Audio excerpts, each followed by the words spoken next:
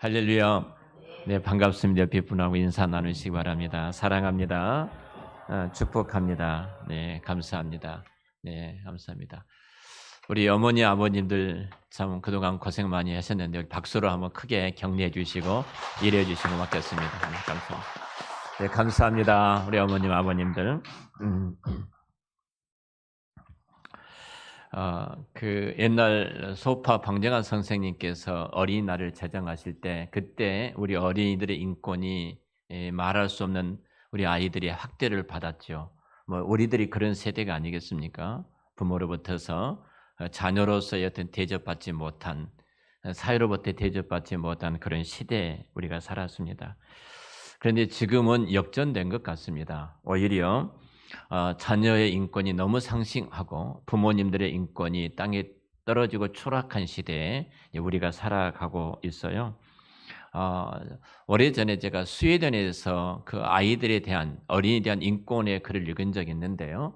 만약 부모가 어머니 아버지가 아이의 볼기짝을 때리게 되어지면 바로 그 죄로 묻게 형사처벌하게 되어 있었고요. 뿐만 아니라 아이가 TV를 보고 있을 때 TV를 끄고 방에 들어가서 잠을 자라 이렇게 하면은 경찰이 집에 들어오게 됐어요. 그래서 충격을 받았습니다. 그런데 지금 우리나라의 아이들의 인권이 굉장히 상승을 했지 않습니까? 수년 전에 저희 교회 1층이 제가 사무실에 있었는데 좀 늦은 시간이었습니다. 근데 시끄러워요. 밖에 나갔더니 학생 몇 명이 있었고 그 학생 가운데 한 친구가 우리 교회를 가끔 나왔던 친구가 있었어요. 근데 아빠하고 이제 신랑 일을 하고 있었던 겁니다. 그리고 좀 있다가 경찰이 왔어요. 핸드폰으로 아빠가 나를 구타한다라고 일일이 신고를 하게 되고 경찰이 들어왔어요. 경찰이 들어와서 이제 현관에서 이 아이에게 묻는 거예요. 너희 아빠를 구속시킬까? 자, 이렇게 말하니까 그 아이가 대뜸 하는 말이 구속시키세요. 아빠를. 제가 충격을 받았어요. 형사처벌하라는 거죠. 나를 때렸으니까. 그래서 제가 그 아이를 데리고 제 방으로 데려 들어갔습니다. 그리고 쭉 설명을 했어요. 지금 이 상황이 어떤 상황인지를 아니? 그리고 너를 아빠가 어떤 구타를 한지 모르지만 내가 너를 보니까 아무렇지도 않아. 근데 너가 잘못된 길로 가고 있기 때문에 아빠가 너를 때리지 않았겠니? 쭉 설명을 했어요. 그리고 설득이 되어서 밖에 같이 나갔습니다. 경찰관한테 이제 제가 말씀을 드리고 이 아이가 이렇게 했습니다. 그리고 이제 경찰관이 잘 지도 좀 해주십시오 하고 떠났거든요. 요즘 우리 아이들이요, 그 소년 척법범이라는 14세 이하는 구속되지 않지 않습니까? 징계를 받고 교도소에 들어가지 않잖아요. 소년원에 가서 극한 경우에는 뭐 몇 개월 동안 또 이렇게 받지 않습니까? 근데 얘들이 이제 마음껏 죄를 저지른 겁니다. 근데 그 가운데 부모님과 갈등이 굉장히 심각하게 일어난 것들을 우리가 종종 보게 있지 않습니까? 오늘 성경의 10계명 가운데 5번째 계명이 내 부모를 공경하라 이 말씀입니다. 위로 4계명까지는 하나님에 대한 계명입니다. 그리고 부모에 대한 계명을 말씀하시고 뒤에서 살인하지 말라, 도둑질하지 말라, 간음하지 말라, 내 의의 물건을 훔치지 말라 등등 말씀이 쭉 나오잖아요. 근데 이 10계명 가운데 중간이 내 부모를 공경하라 이렇게 말씀을 하고 있습니다. 이 말씀은 우리가 함께 봉독했던 에베소서 6장 1절부터 3절 신약에서도 동일하게 부모 공경에 대한 말씀을 하고 계셔요. 이 말씀입니다. 자, 5계명인 내 부모를 공경하라 이 말씀을 거역하는 것은요. 이 부모의 권위를 거역하는 것은 하나님의 권위, 하나님을 거역하는 것이고 이 모든 사회 법과 질서들을 거역하는 무시하고 거역하는 행위가 되어집니다. 그러니까 사회가 구성이 이루어질 수가 없다는 겁니다. 이 사회는 무법천지가 되어질 수밖에 없다는 사실입니다. 부모의 권위를 무시하는 것은 사회 질서와 법을 이렇게 파괴하는 자가 되어집니다. 그러니까 제5계명이었던 부모를 공경하라 이 계명은 어찌 보면은 교회 질서와 생존을 위한 가장 중요한 법이기도 합니다. 아이들이 사춘기가 되지 않습니까? 중학교 가면 사춘기가 옵니다. 자, 우리 사춘기 재원이나 우리 성민이 성한이가 이제 사춘기가 왔는지 모르겠는데 예수를 잘 믿으니까 사춘기가 없을 줄 알아요? 사춘기 오면은 우리가 심리학을 좀 배웠다고 생각하고 이렇게 말합니다. 사춘기 때는 다 그러는 거야. 부모에게 반항하고 부모를 거역하고 부모를 거스르는 행동을 해. 괜찮아. 때가 지나면. 이것이 무서운 죄라는 사실을 몰라요. 여러분, 사춘기가 되었건 갱년기가 되었건 어떤 기가 되었건 간에 하나님을 공경하고 부모님을 공경하라는 이 근본적인 계명은 무시할 수가 없는 겁니다. 그걸 철저하게 가르쳐서 준수하도록 해야 합니다.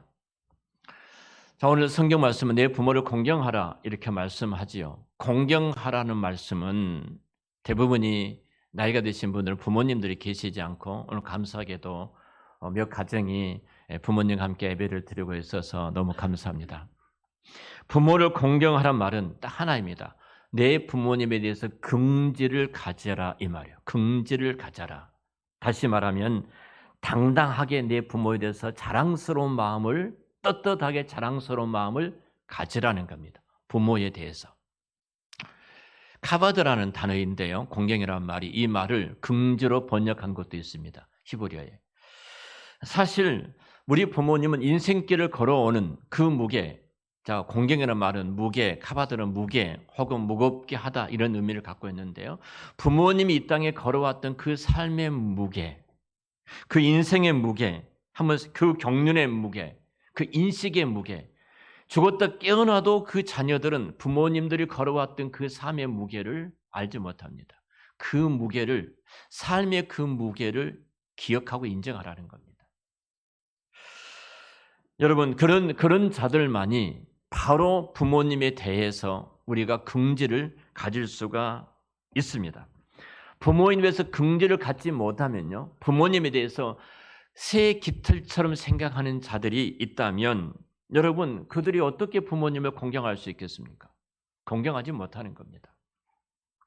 그렇기 때문에 분명한 것은 우리가 부모님의 긍지를 갖는 가장 중요한 그 원인이 하나가 부모님을 통해서 내가 이 땅에 태어났다는 사실입니다. 내가 이 땅에서 숨을 쉬고 이 수많은 것들을 누리면서 살아갈 수 있었던 이 모든 것은 하나님의 섭리 가운데 부모님을 통해서 내가 이 땅에 태어나게 하셨던 그 한 가지 이유 때문에 우리는 부모님에 대해서 긍지를 가져야 됩니다. 내 부모를 자랑스럽게 여겨야 하는 것입니다. 여러분, 부모님을 긍지를 갖는 자들은 조금 세상적으로 우리를 바라볼 때 좀 이렇게 잘 모시지 못한다 이런 생각이 들지 모르는데요. 근데 그렇지 않습니다. 본질적으로 부모님의 긍지를 갖는 자들은 좀 부족하게 보일지 모르지만 가장 부모님을 잘 모시는 분들이십니다. 내 부모가 재산이 얼마이든지 혹은 세상의 어떤 학문적인 지식과 어떤 성공의 기준을 갖고 있든 없든지 간에 그 부모님께서 어떻게 보면은 배운 것이 없다 할지라도 그 부모를 통해서 어머니 아버지를 통해서 하나님께서 나를 이 땅에 보내주셨다는 나의 창조자라는 사실을 내가 믿는다면 우리는 긍지를 가질 수 있습니다. 제가 목양편지에 산등선처럼 휘어진 어머님의 허리에 대해서 글을 써놨습니다. 제가 일부 예배 때는 아들하고 그 어머님이 같이 앉아 계셔서 제가 말씀을 안 드렸는데요. 어머님이 이제 94세이신데 허리가 이렇게 휘어지셨습니다. 몇 발짝을 걷지를 못하십니다.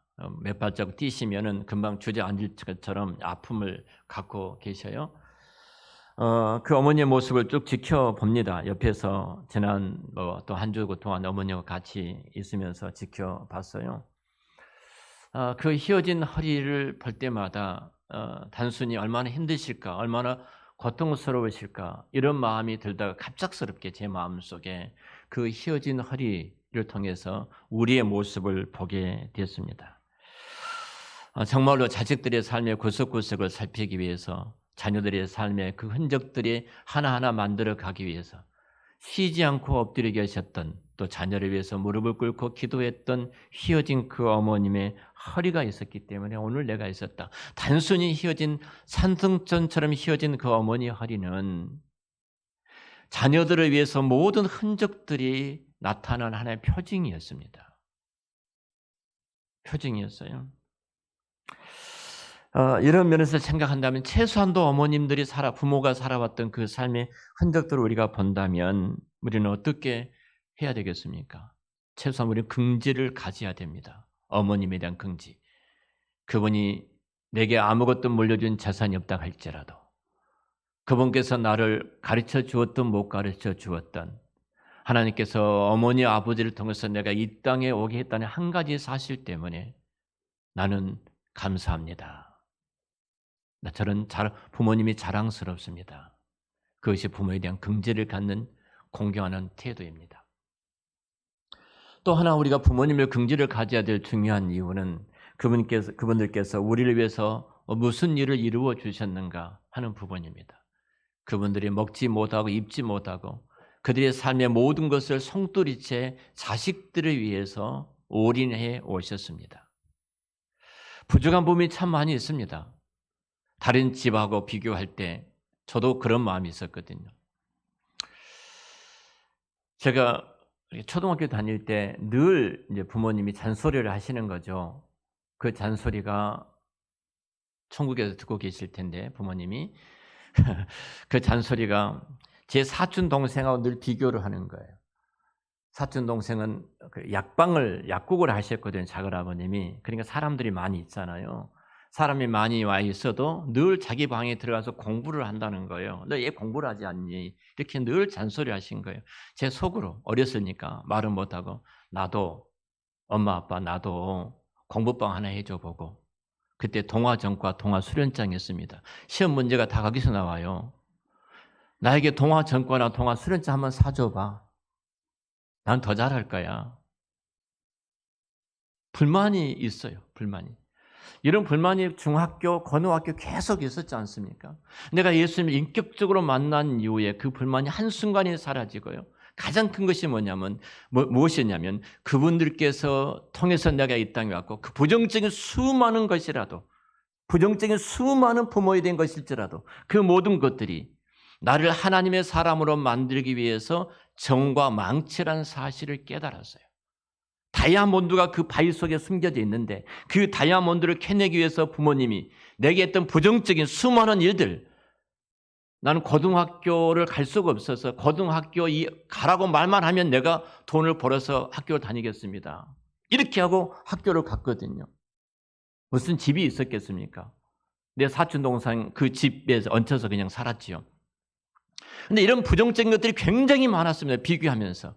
근데 예수를 만나고 믿고 난 이후에 인격적으로 그리스도가 내 왕과 주인으로 오신 순간 단 한 가지도 헛된 것이 없었어요.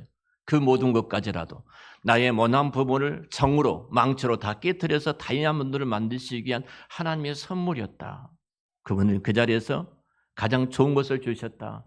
이 은혜였습니다. 자, 모세라는 사람이 등장합니다. 모세가 이 땅에 태어납니다. 모세가 태어날 때 그때 얼마나 그 환경이 어두웠냐면 애굽의 그 바로 왕이 히브리인들이 그 산의 아이가 태어나게 되어지면 산파가 아이를 받을 때 산의 아이면 죽이라고 말을 하는 겁니다. 근데 하나님께서 은혜를 베풀어 버리신 거예요. 산파가 가기 전에 아이가 태어나 버린 거예요. 이 말을 하니까 다시 명령을 내립니다. 모든 산의 아이들은 다 죽여라. 만일 죽이지 않는다면 너희 모든 가족을 몰살시키겠다. 이때에 모세 어머니 요게벳이 임신을 하게 된 겁니다. 여러분, 임신했다는 거 얼마나 충격이겠습니까? 이 아이가 산의 아이가로 태어난다면 내 손으로 죽여야 돼요. 근데 이 아이를 10개월 이후에 아이가 태어났습니다. 어제 학생이 하나 와서 저 3층에서 저랑 같이 있었어요. 그리고 이제 닭이 있어서 계란을 보면서 이야기를 했습니다. 이 계란을 낳는데 계란이 며칠 만에 부화한지 아니 6일 만에 이렇게 말하더라고요. 초등학교 때 뭘 배운지 모르겠어요. 그래서 내가 물었어요. 너 몇 개월 만에 태어났어? 그랬더니 10개월이요. 그래요.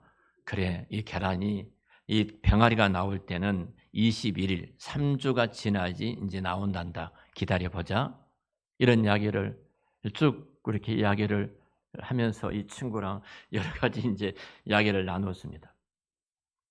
그러면서 내가 이 친구한테 하는 말이 이 말이었어요. 너가 이 자리에 있는 것이 부모님이 얼마나 큰 은혜인 줄 아니? 그 부모님께 감사하는 것이 복받은 길이다. 자, 너는 많은 부정적인 생각이 있을 거야. 너희 친구들 가운데 엄마 아빠는 이런 자리에 있고 너희 엄마 아빠는 그런 자리에 있지 않고 그리고 가정 환경도 어렵고 상황이 이럴 거야.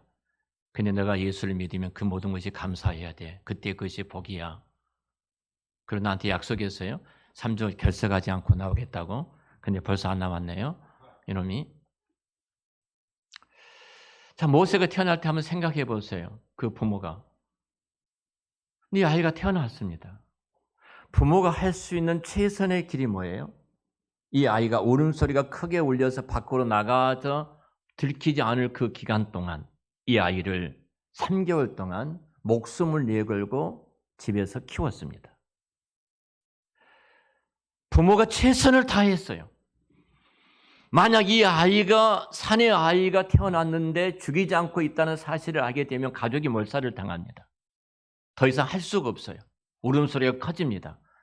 갈상자를 만들어서 그 아이를 이 갈상에 집어넣고 나일강에다 띄웁니다. 나일강은 악어떼가 우글우글 거리는 나일강입니다. 밥이 들어온 줄 알고 악어떼가 달려들어서 한순간에 삼킬 수밖에 없는 수많은 피맛을 봤던 자식들을 낳고 나일강에 던졌을 때 그 피맛을 봤던 악어떼들이 우글거린 곳이 바로 나일강입니다. 그곳에 이 아들을 갈상자에 엮어서 띄워놨던 것입니다. 우리처럼 생각한다면 어떻게 부모가 이럴 수 있어? 악어의 밥이 되게 하려고 나를 이 갈상자에 집어넣어서 나일강에다 집어던져? 모세는 그러지 않았어요. 우리 환경 때 부모가 할 수 있는 최선을 다했습니다. 그때 최선을 다했어요. 모든 것을 다했습니다. 그 어려운 환경 속에 최선을 다했어요. 그럼 나머지 부분입니다. 우리가 할 수 없는 그 부분을 어떻게 하란 말입니까? 그때 모세의 부모는 이 아이를 하나님께 올려드리고 나일강에 띄웠던 것입니다. 하나님의 손에 위탁한 겁니다. 전능하신 하나님, 이 아이를 이 땅에 보내신 그 하나님의 손에 위탁을 할 때 그 하나님께서 이 아이를 얼마나 기적처럼 이끌어간가 보십시오. 정말 우연이 아니었습니까? 갑자기 바로의 공주가 그 바로 궁전의 화려한 목욕탕 사우나 시설을 뒤로 하고 나 오늘 얘들아 시녀를 다 불러가지고 나일강에서 목욕을 할게. 이 말을 툭 던지는 겁니다. 그리고 걸어갑니다. 이 바로 공주의 눈에 나일강에 띄워졌던 한 갈상자를 보게 됩니다. 그것이 우연입니까? 그리고 자기 시녀를 시켜서 그 갈상자를 가지고 오라고 말을 합니다. 그리고 그 갈상자를 순간 어린아이가 응애하고 우는데 히브리인의 아이라는 것을 직감을 한 겁니다. 그때 미리암이라는 모세의 누나가 내 동생이 어떻게 되는가를 먼발치 지켜보고 있다가 종종종 달려옵니다. 히브리 여인 가운데 아이를 잘 키우는 유모가 있는데 젖이 풍부합니다. 그 유모를 소개해 줍니다. 그 유모가 모세의 어머니였습니다. 우리는 하나님의 섭리라고 말을 합니다. 부정적인 일입니다. 있을 수 없는 일이에요. 악어떼가 우글거리는 우리 자녀들이 세상에 지금 나가서 살고 있지 않습니까? 얼마나 악어떼가 지금 우글거리고 있습니까? 눈만 뜨면은 보이는 것이 악어떼고 듣는 모든 것이 악어떼들이에요. 그곳에서 우리 자녀들이 어떻게 건강하게 살 수 있겠습니까? 부모는 최선을 다했으면 여기까지. 그렇게 나머지는 누가 하시는 거예요? 하나님이 그 일을 하신 겁니다. 부모는 부모로서 부족할지라도 그 자리까지 최선을 다했습니다. 믿습니까? 부모의 마음이에요. 내가 갖고 있는 역량. 근데 부모님은 늘 이런 생각을 가져요. 내가 좀 더 잘해주지 못했다. 좀 더 잘해주지 못했다. 이것도 못해주고 이것도 못해주고 이것도 못해주고 이것도 못해줬다. 늘 미안한 마음을 가져요. 며칠 전에 집사람이 또 그 말을 하더라고. 자녀들을 위해서 또 기도하고 자녀들에서 이야기하면서 이것도 못해주고 이것도 못해주고 이것도 못해주고 아무것도 못해줬다. 우리 아이들 학원 하나 제대로 보내지 못했고요. 그리고 개척해놓고 전도 다닐 때 방문 걸어 밖에서 무슨 일이 있을지 모르니까 걸어 잠그고 떠나면서 집사람이 한 말이 있어요. 주님, 우리는 이 아이들을 위해서 주님을 위해서 최선을 다하는데 하나님이 내 자식들은 책임을 져주셔야 됩니다. 이것이 부모들의 삶이었어요. 삶이었습니다. 부모님은 최선을 다했습니다. 성령께서 때로는 여러분들이 부모님 가운데 부정적인 모습들이 여러분 그 마음속에 머릿속에 그려져 있다면 성령께서 이 시간 그 모든 것을 하나님의 섭리의 긍정적인 면으로 바꿔주시기를 축원합니다. 하나님이 그 일을 이루어 주실 때 우리는 부모님에 대한 긍지를 갖고 부모님을 공경하고 부모님을 존중할 수 있어요. 자, 부모님을 공경하는 자들에게 성경은 이렇게 말합니다. 어떻게 공경할 것인가? 에베소 6장 1절에 순종하라 이렇게 말합니다. 내 부모를 순종하라. 내 부모에게 순종하라고 말을 합니다. 자, 순종한 이유가 무엇인가? 왜 우리가 부모님께 순종해야 되는가? 한마디로 말합니다. 한 단어입니다. 이것이 옳다는 겁니다. 이 한마디로 정리해버린 거예요. 불순종하는 것은 옳지 않다. 순종하는 것이 옳다 이렇게 말을 합니다. 순종하는 것이 옳다예요. 하나님이 책임을 져주실 줄로 믿습니다. 옳으니까 하는 겁니다. 왜 순종하는가? 부모님께 순종하는 것이 옳으니까 순종해라. 잠언서 1장 8절 9절에 이렇게 말합니다. 내 아들아 내 아비의 훈계를 들으며 내 어미의 법을 떠나지 말라. 이는 내 머리에 아름다운 간이요 내 목에 금사슬이라. 부모님 말씀에 순종하는 자의 머리에는 관이 그 영광스러운 관이 씌워지고요. 그 온몸에는 금사슬이 그 목과 온몸에는 걸려지게 될 것이다. 그 영광스러운 가장 영광스러운 모습으로 우뚝 세워주신다는 겁니다.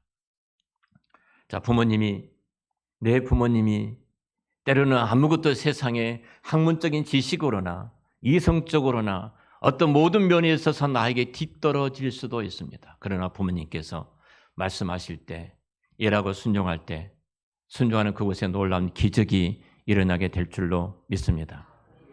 요즘 자식들이 결혼하지 않습니다. 결혼하지 않는다고 합니다. 그냥 혼자 편히 살겠다고 말합니다. 근데 오늘 당장 가서 말씀하십시오. 너 결혼해라. 그 말에 순종하는 자식은 이 땅에서 잘되고 장수하게 될 줄로 믿습니다. 성경이 말씀하잖아요. 창조 질서 가운데 결혼은 하나님이 정해주신 법의 질서예요. 너 이 말에 불순종하면 너가 이 땅에 잘된 것 같지만 잘될 수 없고 내가 오래오래 살려고 하지만 절대 오래 살지 못하. 왜? 성경이 그렇게 말하고 있기 때문에.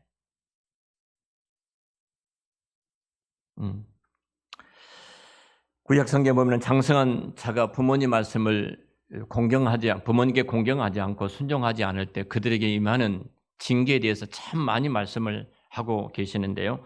출애굽기 21장 15절에 보면은 자기 아비나 어미를 치는 자는 반드시 죽일지니, 이게 부모 폭행죄를 짓는 자들은 무조건 사형이에요. 불쌍히 여기지 말라는 겁니다. 출애굽기 21장 17에도 그 아비나 어미를 저주하는 자는 반드시 죽일지니라. 반드시. 그래서 그 공동체에서 악을 끊어버리라는 겁니다. 또 자식들 가운데 술 취하고 술 한잔 처먹고 돌아와서 술조정하는 자식들이 있습니다.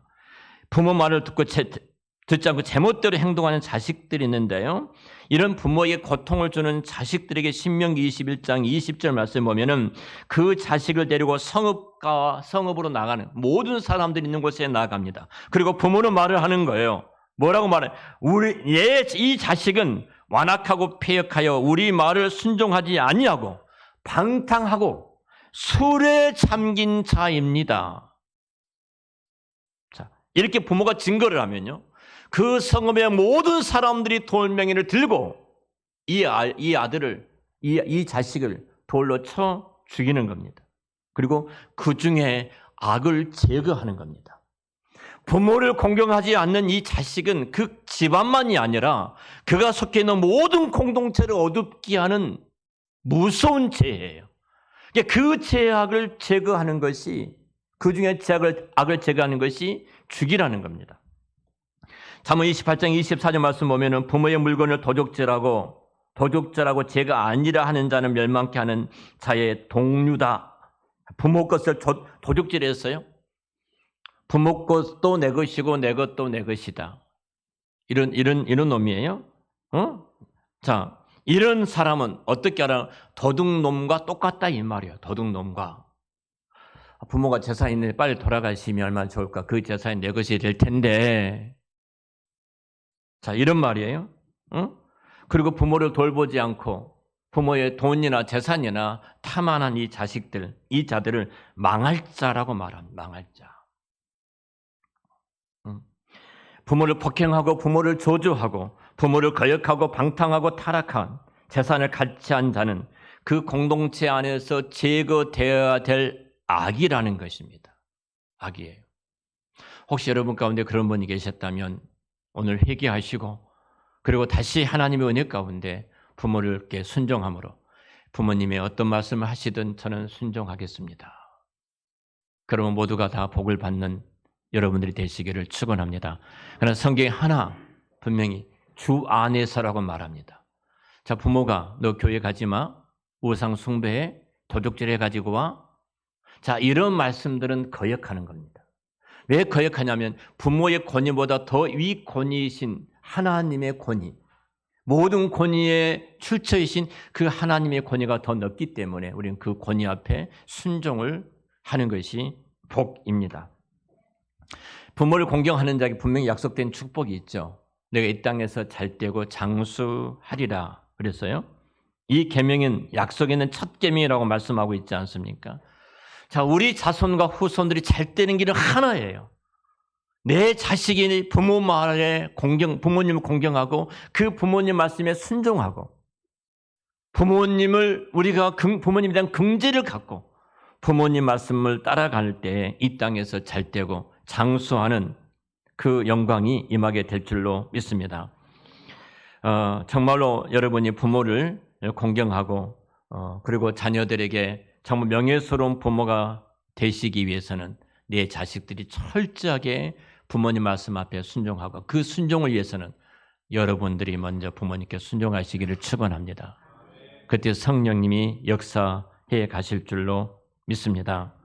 근데 왜 우리가 이렇게 순종하지 못한가? 디모데후서 3장 2절에 보면은 종말의 특징 가운데 하나가 등장하는데 사탄이라는 놈이 철저하게 내 자손과 내 후대가 이 땅에 잘되고 장수하는 것을 보지 못하는 거예요. 마귀라는 놈이. 그래서 주는 사탄의 마음이 부모를 거역하는 거예요. 부모를 거역하는 것. 그러니까 내 마음속에 그런 마음이 들어오면은 이 악한 영이 내가 이 땅에서 잘되고 장수하는 이 복을 누리지 못하도록 가로막고 있구나. 단호하게 거절하고 부모님께 순종하시기를 축원합니다. D.L. 무디, 기도의 사람 D.L. 무디, 평생에 5만 번 이상을 기도 응답을 받았던 D.L. 무디가 이런 말을 했습니다. 젊은 남녀 여러분, 그대로 말씀을 인용하면요. 여러분은 부모님을 어떻게 대접하고 있는가? 부모님을 어떻게 대접하고 있는가? 이 대답을 나에게 해준다면 여러분에게 여러분의 미래가 어떻게 된다는 것을 제가 여러분에게 말해줄 수 있습니다. 이 말이 무슨 말이에요? 지금 부모에게 한 그것이 너의 미래라는 겁니다. 부모를 공경하고 부모님께 순종하는 것은 나는 너의 미래를 자신 있게 말할 수 있다. 너는 잘되고 장수하실 것이다. 지금 부모님을 공경하지 아니하면 너는 망할 것이다. 여러분, 우리 자녀들이 그 자리에 있어야 되겠습니까? 제가 작가 조영경 씨가 썼던 효도별곡이라는 책에 이런 내용이 나옵니다. 간략하게 요약하면 이런 내용이에요. 서울에 있는 그 만두집에 매주 수요일 3시마다 들어오는 할머니, 할아버지가 들어와서 만두를 드시는 시간이 있습니다. 매주 수요일마다 이곳에 들어오는 겁니다. 근데 이상하게도 할머니와 할아버지가 같이 들어오신 적이 없어요.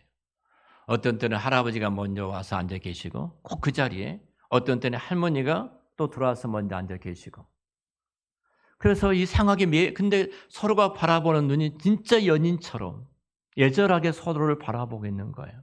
때로는 눈가에 눈물이 이렇게 적셔진 것도 있고 소근소근 무슨 말씀을 하는데, 이 만두집 이 부부들이 생각한 건 도대체 저 사람들이 누구일까? 그리고 결론을 내렸습니다. 옛날 연인이었다. 부부라면은 함께 돌을 텐데 옛날, 아주 오래전 옛날 서로 사랑했던 사람이 이제 만나게 돼서 이곳에 찾아와서 연인으로서 지금 만두를 드시고 계시구나. 사랑이라는 것은 나이와 상관이 없지. 참 아름답다. 이런 생각을 하고 있었어요. 근데 어느 수요일 날 똑같이 그날도 들어오셨는데 할머니가 굉장히 체지한 모습으로 들어오신 거예요. 할아버지가 들어오시고. 그런데 눈가에 이분들이 서로 눈물이 적셔져 있는 거예요. 그리고 뭐라고 선도슨 이야기를 하더니만 그 안타까움을 갖고 밖으로 나가시더라는 겁니다. 그리고 그 다음 주도 안 오고 그 다음 주도 안 오고 2개월 후에 할아버지 혼자 이 만두가게를 찾아오신 거예요. 이상했습니다. 할머니가 안 오시니까 물었어요. 왜 할머니는 안 오시죠? 그랬더니 이 할아버지가 할머니는 죽었다네. 그리고 이제 또 그 궁금해서 물었어요. 그랬더니 할아버지가 모든 이야기를 쭉 하신 거예요. 우리는 부부다. 당신들이 지금 말했던 것처럼 연인이 아니고 부부다. 나는 수원의 큰 아들 집에서 우리 부부는 살고 있었다. 근데 큰 며느리가 왜 나만 부모님을 모셔야 돼? 둘째가 서울에 살고 있었는데 대판 싸웠다는 겁니다. 대판 싸우고 나서 서로가 의논하기를, 그러면 할아버지는 큰아들이 모시고 할머니는 서울에 작은 아들이 모시고 생이별을 시켜놓은 거예요. 이놈들이. 너무 부모님들이 원치 않게끔 서로 싸우다가 생이별을 시켜놨어요. 그러고 나서 생이별한 이후에 이제 너무 안타까운 게 할머니 할아버지가 의논해가지고 매주 수요일마다 오후 3시에 좋아하시니까 이 만두가게에서 만나게 됐다는 겁니다. 그러면서 할아버지가 쭉 말씀을 하시면서 마지막 했던 말이 이겁니다. 그 책에 뭐라고 말을 하냐면은 이 말을 해요. 이제 내가 죽으면 천국에서 내 아내하고 같이 살 수 있겠지 하고 그 책이 끝납니다. 무슨 사정이 있는지 모르겠습니다만, 각자 여러분들이 부모님을 모시는 것에 대해서 무슨 사정이 있는지는 모르겠습니다만 우리가 함부로 말은 할 수 없을 것입니다. 그러나 분명한 것은 내 부모님만 긍지를 갖고 있었다면, 내가 이 땅에 나게 하셨던 부모님, 내가 오늘 이 자리까지 모든 것을 누릴 수 있도록 그렇게 헌신하고 희생했다는 우리 부모님에 대한 자랑스러움, 그 긍지를 갖고 있었다면, 그 부모가 아무런 재산이 내게 물려준 것이 없다 할지라도, 내게 학교 수업과 공부를 시켜주지 않았다 할지라도, 그 부모님에 대한 자랑스러운 그 긍지를 갖고 있었다면 절대로 그런 행동은 하지를 않았을 것입니다.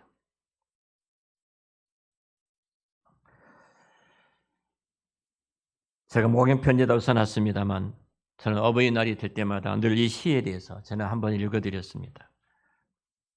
원고에는 없습니다만 또 한 번 더 읽어드리겠습니다. 엄마는 그래도 되는 줄 알았습니다. 하루 종일 밭에서 죽어라 힘들게 일해도 엄마는 그래도 되는 줄 알았습니다. 찬밥 한 덩이로 대충 부뚜막에 앉아 점심을 때울 때에도 엄마는 그래도 되는 줄 알았습니다. 한겨울 냇물에서 맨손으로 빨래를 방망이 질해도 엄마는 그래도 되는 줄 알았습니다. 배부르다 생각 없다 식구들 다 먹이고 굶어도 엄마는 그래도 되는 줄 알았습니다.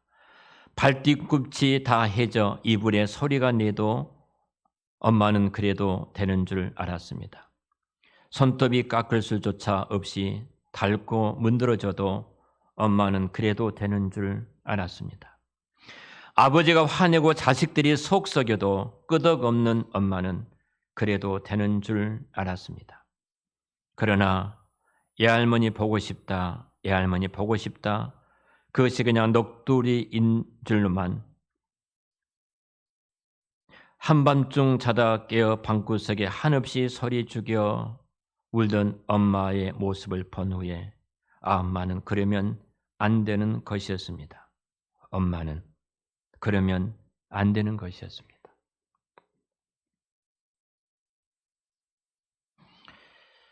니콜 존슨의 여성의 보이지 않는 어머니라는 글도 제가 인용을 했습니다. 여러분, 두 가지 때문에 부모님에 대한 긍지를 가집시다. 나를 이 땅에 있게 해주셨습니다. 제2의 창조자입니다. 그분은 먹지 않고 입지 않고 속옷 다 헤어진 옷, 그 헤어진 옷을 입으시며 자식들이 원하는 것 꾸역꾸역 해주신 분이 우리의 부모님들이십니다. 그 부모님의 긍지를 갖고 있는 한 우리는 그 긍지가 효도입니다. 어머니 아버지 감사합니다. 저의 아버지이셔서 저의 어머니이셔서 저는 너무 행복했습니다. 너무 감사합니다. 사랑합니다. 이 한 고백이 여러분의 땅에서 잘 되고 장수하는 우리 모두가 다 우리 자손들이 또 이 복을 받는 그 은혜가 함께 하시기를 우리 주의 이름으로 축원합니다. 기도하겠습니다.